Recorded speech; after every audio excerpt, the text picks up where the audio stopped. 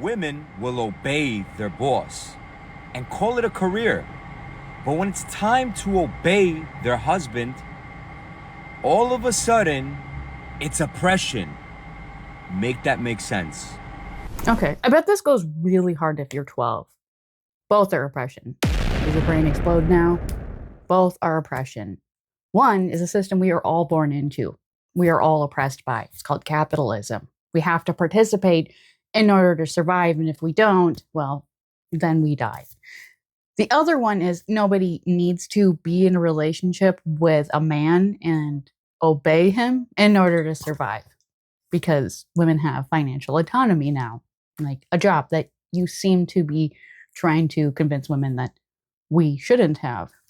I wonder why that is. It's almost like you have nothing to offer women, so you're trying to trick us badly. Has it worked yet? Are you in a relationship?